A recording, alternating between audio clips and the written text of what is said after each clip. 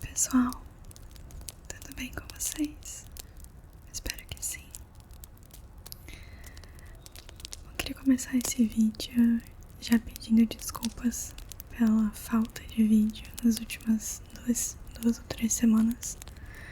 Eu tive alguns probleminhas técnicos e eu também tô com um pouco de dor de garganta. Então hoje eu não vou nem conseguir sussurrar, porque os sussurros acabam machucando um pouco a minha garganta, ainda mais quando eu passo muito tempo lendo, assim, né? E no caso, esses vídeos de leitura, eles facilmente passam de meia hora. Então, resolvi fazer esse um pouquinho diferente, falando em voz suave. Espero que vocês gostem. E, bom, hoje a gente começa a leitura da segunda parte de Um Estudo em Vermelho, que é uma aventura de Sherlock Holmes, e a segunda parte se chama O País dos Santos. Capítulo 1. Na grande planície alcalina. Na região central do grande continente norte-americano, estende-se um deserto árido e inóspito que durante muitos anos constituiu uma barreira no avanço da civilização. Da Sierra Nevada ao Nebraska e do rio Yellowstone ao norte até o Colorado ao sul, existe uma vasta área de desolação e silêncio. A natureza nem sempre mostrou a mesma disposição em toda essa sinistra extensão. Ela abrange montanhas altivas e nevadas e vales profundos e sombrios. Existem rios impetuosos que correm através de cânions acidentados. E há imensas planícies, brancas de neve no inverno e acinzentadas no verão, por causa da areia salitrada e alcalina. Mas tudo isso preserva as características comuns de uma região inóspita, estéril e miserável. Não há habitantes nessa terra do desespero. Um bando de pawnees ou de Blackfeet pode cruzá-la ocasionalmente para chegar até outros campos de caça, mas até o mais bravo dos bravos entre essas tribos de peles vermelhas sente alívio ao deixar para trás essas planícies horrendas e se ver de novo em suas pradarias. O coiote se esconde em meio à vegetação raquítica. O abutre desliza pesadamente pelo ar e desajeitado urso cinzento rasteja pelas ravinas sombrias, recolhendo entre as rochas o que consegue encontrar para sobreviver. São eles os únicos moradores do deserto. No mundo inteiro, talvez não haja visão mais tétrica do que a revelada na encosta norte da Sierra Blanca. Até onde a vista alcança, estendem-se faixas imensas de terreno plano, pontilhado de manchas alcalinas, interrompidas por pequenos bosques de chivarrais enfesados. No limite do horizonte, ergue-se uma longa cadeia de picos de montanhas, com os cumes escarpados, salpicados de neve. Nesse território imenso não existe sinal de vida ou algo ligado à vida. Não há pássaros no céu azul metálico, nenhum movimento na terra agreste e cinzenta, e reina o silêncio mais absoluto em todos os recantos. Por mais que se aguçem os ouvidos, não há menor rumor no deserto majestoso, nada a não ser o silêncio mais profundo e opressivo. Foi dito antes que não havia nenhum sinal de vida nessa vasta planície, e seria pura verdade se não existisse uma trilha que serpenteava através do deserto, até perder-se na distância que pode ser vista do alto da Sierra Blanca. Essa trilha está sulcada de rodas e batida pelos pés de muitos aventureiros. Aqui e ali há objetos brancos espalhados pela cinzenta areia alcalina e que reluzem ao sol. Aproxime-se e examine-os. São ossos, alguns maiores e grosseiros, outros menores e mais delicados. Os primeiros pertenceram a bois, o segundo a homens. Pode-se seguir essa fantasmagórica rota de caravanas por quase 2.500 quilômetros, guiando-se por esses despojos calcinados e espalhados dos que tombaram no trajeto. Um viajante solitário contemplava esse cenário no dia 4 de maio do ano de 1847. Pela sua aparência, ele bem poderia ser o próprio gênio ou demônio daquela região. Quem o observasse teria dificuldade em saber se ele estava mais perto dos 40 ou dos 60 anos.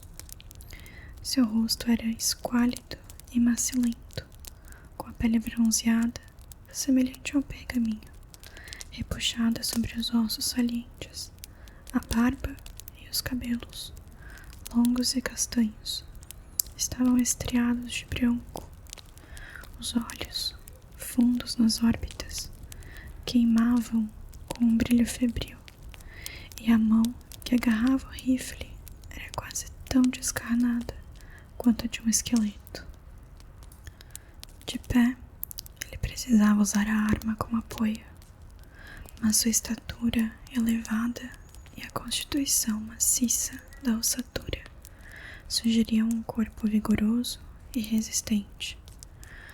O rosto, emaciado, e as roupas que pendiam frouxas sobre os membros esqueléticos proclamavam o que dava a ele aquela aparência decrépita e senil.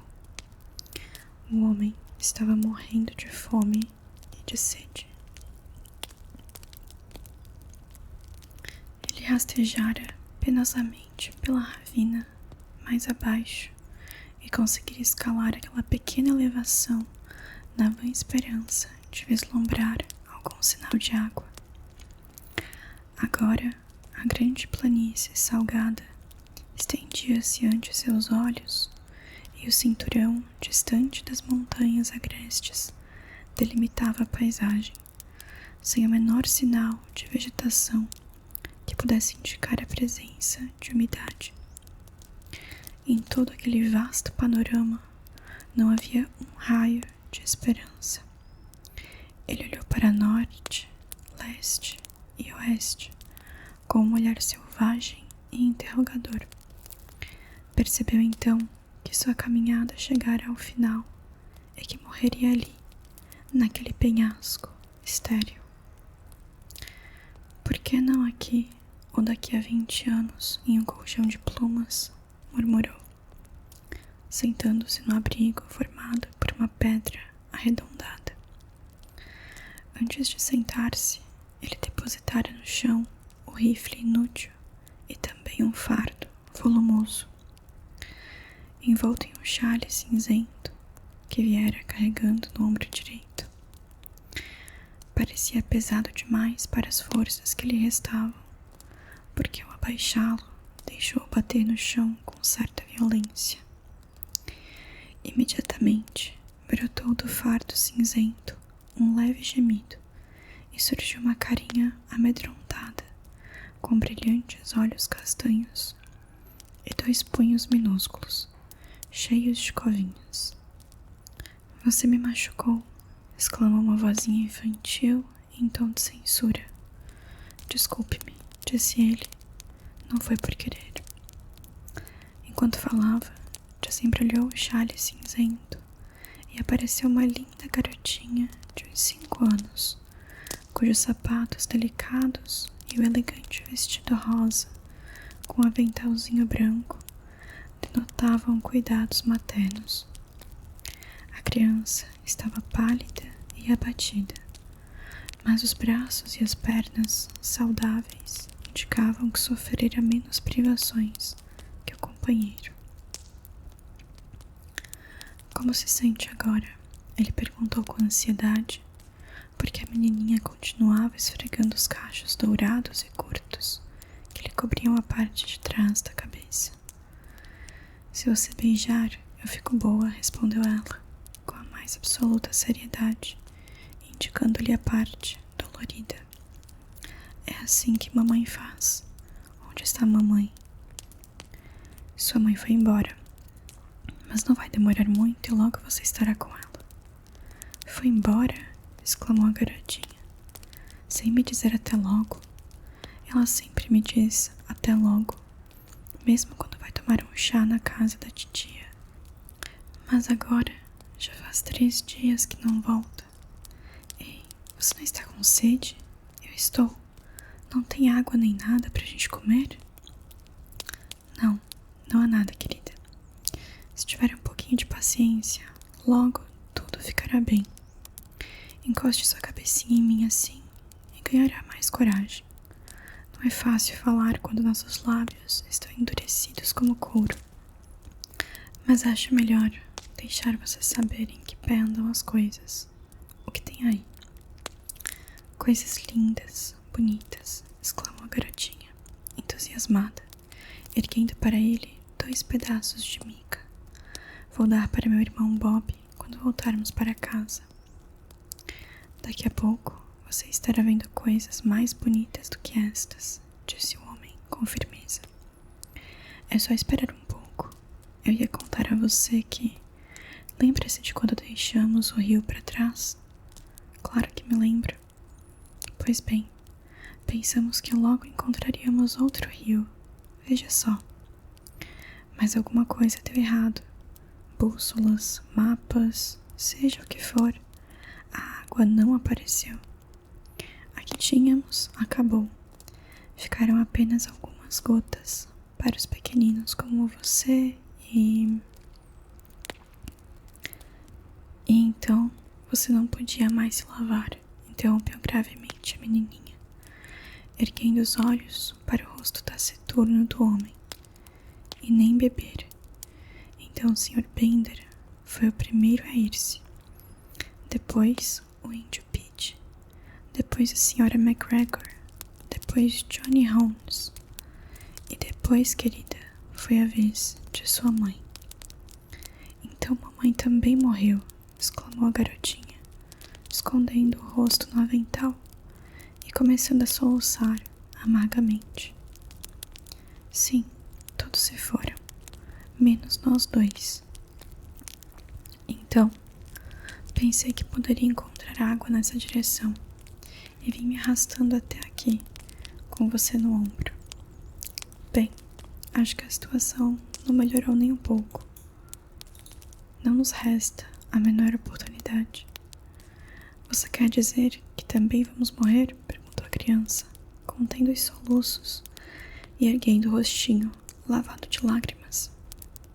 Acho que não temos saída. Oh, por que não disse logo? Perguntou ela, rindo alegremente. Você me deu um susto. Bem, porque se a gente morre, logo a gente estará outra vez como mãe. Sim, você estará, queridinha. Você também. Vou contar a ela como você foi bom pra mim. Aposto que ela está esperando a gente na porta do céu, com um jarro bem grande de água e uma porção de bolinhos quentes, tostados dos 2 lados, como eu e Bob gostamos. Quanto tempo vai demorar? Não sei, mas será logo. Os olhos do homem estavam fixos no horizonte norte. No azul da abóbada celeste haviam surgido 3 pequenas manchas que aumentavam de tamanho a todo instante por causa da rapidez com que se aproximavam. Logo, elas se transformaram em 3 grandes aves escuras que começaram a voar em círculos acima da cabeça dos 2 andarilhos. Depois pousaram em algumas rochas mais acima.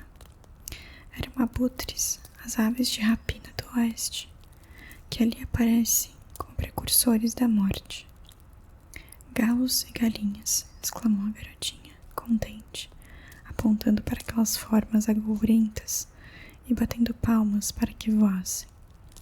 E foi mesmo Deus que fez esse lugar? Claro que foi ele, querida, respondeu seu companheiro, um pouco espantado com a pergunta inesperada. Ele também fez o Illinois e fez o Missouri. Ela continuou. Bem, eu acho que outra pessoa fez este lugar, porque não é tão bem feito como lá. Aqui esqueceram de botar árvores e água. O que você me diz de fazer uma oração? Perguntou o homem hesitante. Ainda não ficou de noite, respondeu ela. Que diferença faz? Na verdade, não é muito comum, mas fique certa de que ele não se importa. Repita as orações que dizia todas as noites na carroça quando estávamos nas pradarias. Por que você não reza também? Perguntou a criança, com olhos arregalados. Não me lembro mais como se reza, respondeu ele. Eu tinha metade do tamanho desse rifle quando fiz minha última oração. Enfim, acho que nunca é tarde demais.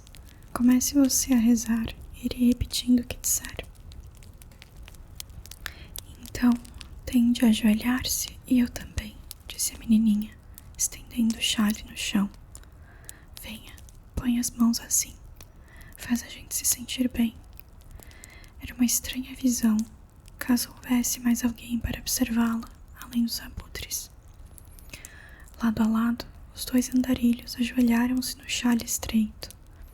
A menininha tagarela e o temerário, e curtindo, aventureiro. O rostinho rechonchudo e a fisionomia angulosa se voltavam para o céu sem nuvens, em comovida súplica àquele ser temido ante o qual se prostravam, enquanto as duas vozes, uma aguda e cristalina, a outra grave e enrouquecida, se juntavam na oração por clemência e perdão. Terminada a prece, os dois voltaram a acomodar-se à sombra da rocha, até que a criança adormeceu, aninhada contra o peito largo de seu protetor. Ele ainda lhe velou o sono por algum tempo, mas a natureza foi mais forte. Por 3 dias e 3 noites, aquele homem não se concedera um só momento de repouso. Aos poucos, suas pálpebras foram se fechando sobre os olhos cansados, e a cabeça inclinou-se sobre o peito até a barba grisalha confundir-se com as tranças douradas da criança, e ambos mergulharam no mesmo sono profundo e sem sonhos. Se o andarilho tivesse ficado acordado por mais meia hora, seus olhos veriam um estranho espetáculo. Ainda muito longe, na extremidade da planície alcalina, surgia uma pequena nuvem de poeira, tão leve no início que mal podia ser distinguida entre as brumas da distância. Mas, aos poucos, ela foi ficando maior, até formar uma nuvem sólida e bem definida. Essa nuvem continuou a crescer, até ficar evidente que só poderia ser levantada por uma grande multidão em movimento. Em regiões mais férteis, um observador chegaria à conclusão de que uma daquelas grandes manadas de búfalos que pastavam nas terras das pradarias estavam se aproximando. Mas naquele terreno árido, isso era impossível. À medida que o redemoinho de poeira chegava mais perto do penhasco solitário em que os dois viajantes descansavam, começaram a surgir em meio à névoa os toldos de lona que cobriam os carroções e as figuras de cavaleiros armados. A aparição, afinal, era uma grande caravana que seguia para o oeste. E que caravana! Quando seu início chegou ao sopé das montanhas, o final ainda não era visível no horizonte. O desfile de carroças e carroções, de cavaleiros e homens a pé, estendia-se por toda a imensidão da planície desértica. Havia muitas mulheres cambaleando sob a carga que transportavam, crianças caminhando ao lado das carroças ou espiando por entre os toldos brancos. Evidentemente, aquele não era o grupo comum de migrantes, mas algum povo nômade forçado pelas circunstâncias a procurar novas terras. De lá, elevava-se no ar límpido um confuso clangor, uma espécie de rumor produzido por aquela massa humana, misturando-se ao rangido das rodas e aos relinchos dos animais. Mesmo assim, todo aquele barulho não foi suficiente para despertar os dois viajantes cansados que dormiam mais acima. À frente da coluna seguiam uns 20 cavaleiros de feições graves e decididas, trajando roupas escuras de tecidos grosseiros e armados de rifles. Quando chegaram à base do penhasco, pararam e fizeram uma rápida reunião. Os poços ficam para a direita, irmãos, disse um deles, de cabelos grisalhos, lábios duros e rosto escanhoado. À direita da Serra Blanca, em seguida chegaremos ao Rio Grande, disse outro. Não temam a falta de água, exclamou um terceiro. Aquele que a fez brotar das rochas não abandonaria agora o seu povo eleito. Amém, amém, respondeu o grupo todo. Estavam prestes a reiniciar a viagem, quando um dos mais jovens e de vista mais aguçada deu um grito, apontando para o penhasco escarpado acima deles. No alto da rocha acinzentada esvoaçava algo pequeno e rosado, que aparecia em brilhante e nítido contraste com o fundo escuro da pedra. Ao verem aquilo, todos pararam os cavalos e empunharam os rifles, enquanto chegavam novos cavaleiros a galope para reforço da vanguarda. Em todas as bocas corria a palavra pele vermelha. Não há índios por aqui, disse o homem mais idoso, que parecia o chefe da caravana. Já passamos pelos Pawnees e só encontraremos outras tribos depois de cruzarmos as grandes montanhas. Posso ir até lá e dar uma espiada, irmão Stangerson, ofereceu-se um dos homens do grupo. Eu também, gritaram várias vozes. Deixem seus cavalos aqui embaixo. Ficaremos esperando por vocês, respondeu o ancião. Rápidos, os jovens desmontaram e prenderam os cavalos, iniciando a escalada da encosta íngreme em direção ao objeto que lhes despertara a atenção. Avançaram rápida e silenciosamente, com a segurança e a perícia de exploradores experientes. Da planície mais abaixo, os outros podiam vê-los saltando de rocha em rocha, até seus vultos ficarem destacados contra o céu, liderados pelo jovem que primeiro dera o alarme. De repente, seus companheiros o viram erguer os braços, como que tomando um espanto.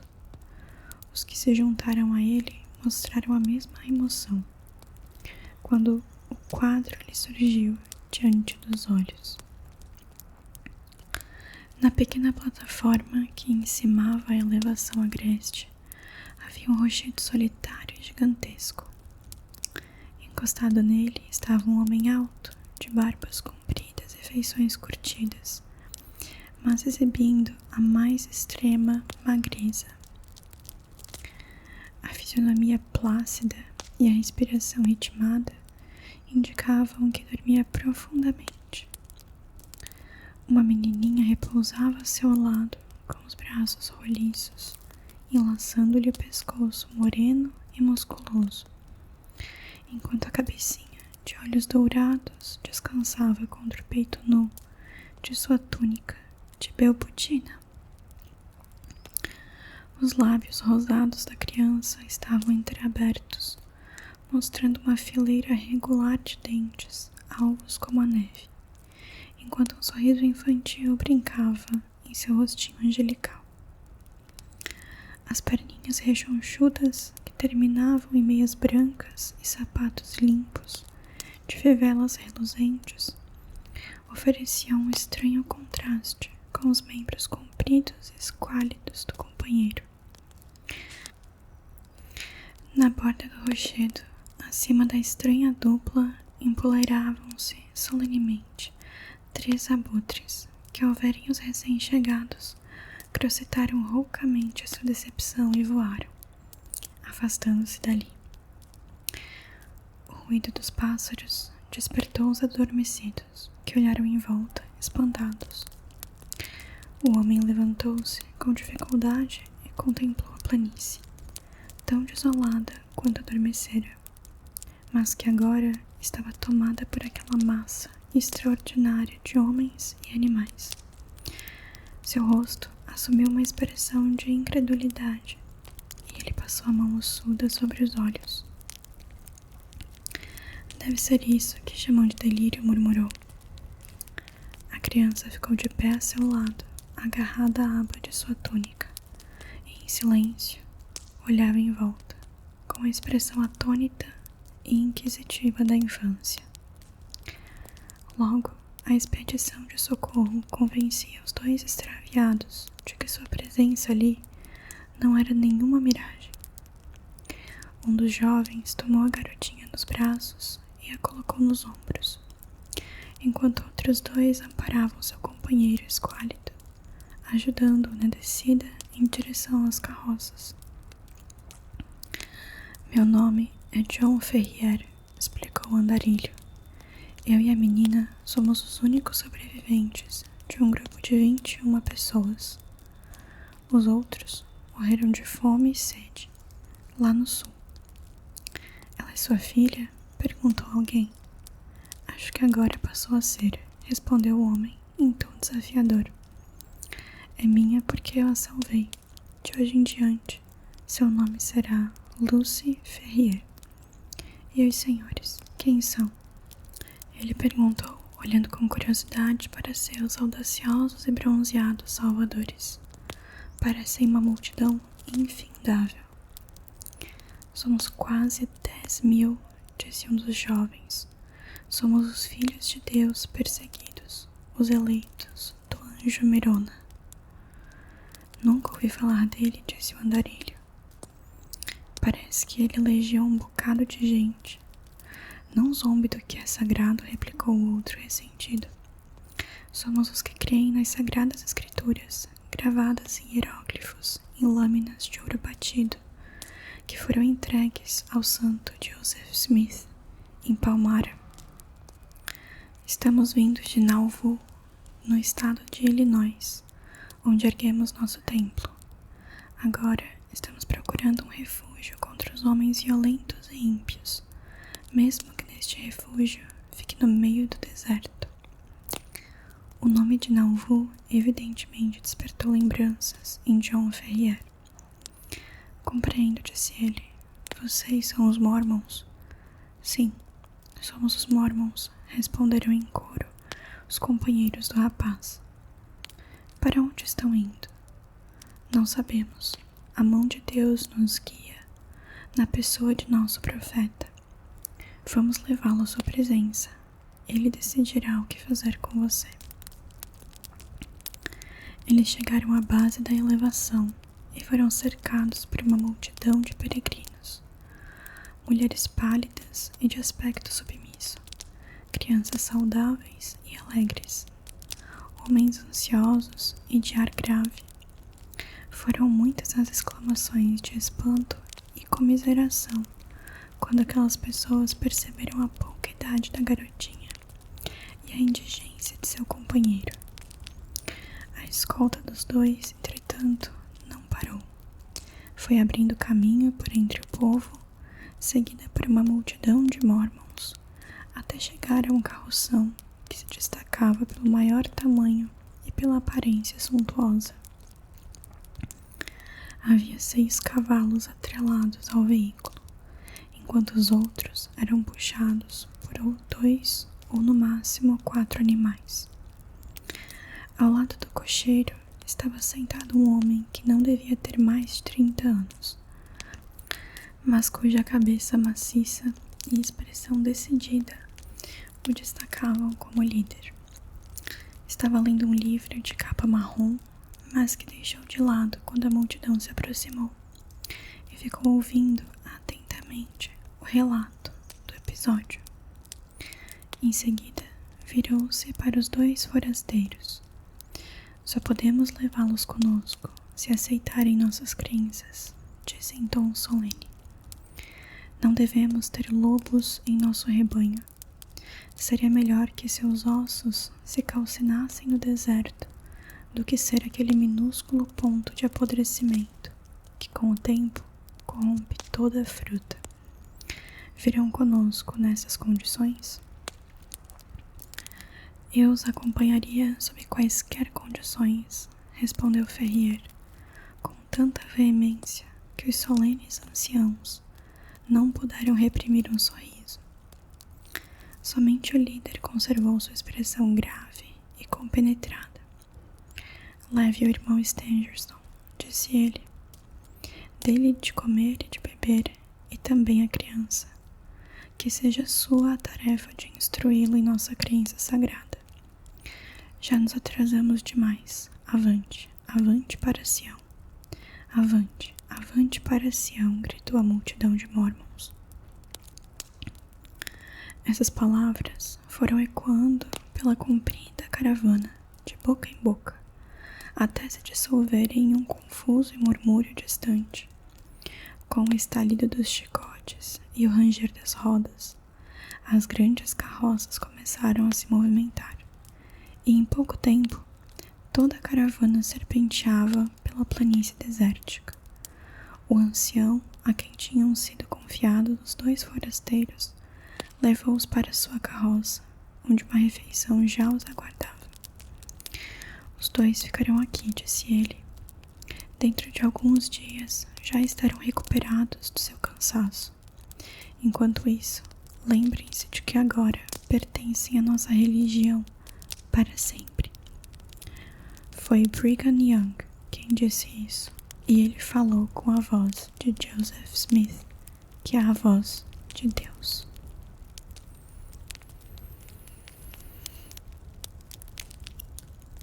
Bom, pessoal, esse foi o capítulo de hoje. Eu espero que vocês tenham gostado da leitura não sussurrada, mas em voz suave. Me digam aí o que vocês acharam, se preferem assim ou em sussurros. O vídeo hoje foi um pouquinho mais curto também, porque eu preciso preservar minha voz e a minha garganta já tá doendo de ter lido meia hora direto. Mas logo eu volto com os próximos capítulos de um estudo em vermelho. Eu fico por aqui. Te desejo uma boa